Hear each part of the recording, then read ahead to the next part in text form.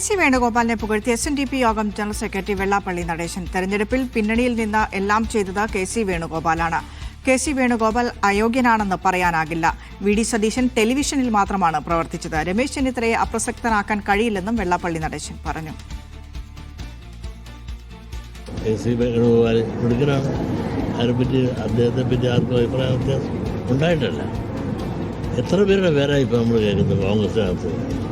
അതൊരിക്കലും ഒരഭികാമ്യമല്ല. ഇതൊന്നുമല്ല. ഇത് പൊട്ടിക്കുമ്പോൾ പിണറായി പറഞ്ഞ പോലെ കഷ്ടിച്ച് LDF-നാണ് വിജയമെങ്കിൽ മാറിപ്പോയില്ലേ. യോഗ്യത ജയിച്ചു വന്ന എല്ലാവർക്കും യോഗ്യതയുണ്ട്.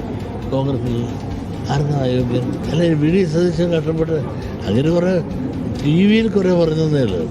പക്ഷേ അതിൻ്റെ പുറകെ നിന്ന് മുഴുവൻ കളിപ്പിച്ചതും അതിൻ്റെ ഫൈനാൻസ് കൺട്രോളും സ്ഥാനാർത്ഥി എന്നതും പ്രശ്നങ്ങളുള്ളപ്പോഴെല്ലാം പറഞ്ഞു തീർത്തതും എല്ലാം വേണുഗോപാലാണ്. വിശദാംശങ്ങളുമായി മുഹമ്മദ് ആഷിഖ് ഇടുക്കിയിൽ നിന്ന് ചേരുന്നുണ്ട്. ആഷിഖ്, എന്താണ് വെള്ളാപ്പള്ളി നടേശൻ പറഞ്ഞു വെക്കുന്നത്? കെ.സി. വേണുഗോപാൽ ഓക്കെയാണ്, രമേശ് ചെന്നിത്തല ഓക്കെയാണ്, വി.ഡി. സതീശൻ മാത്രമാണോ പ്രശ്നക്കാരൻ?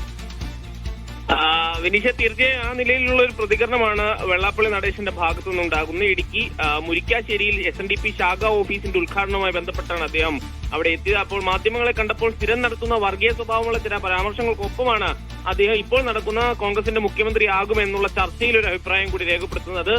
കെ.സി. വേണുഗോപാലിന് അനുകൂലമായ ഒരു നിലപാടാണ് വെള്ളാപ്പള്ളി നടേശൻ സ്വീകരിക്കുന്നതെന്ന പ്രതികരണം കണ്ടാൽ നമുക്ക് മനസ്സിലാകും. അദ്ദേഹം പറയുന്നത് കെ.സി. വേണുഗോപാൽ എല്ലാം കൊണ്ട് യോഗ്യനാണ്, അദ്ദേഹം അയോഗ്യനാണെന്ന് പറയാൻ താൻ ആളല്ല.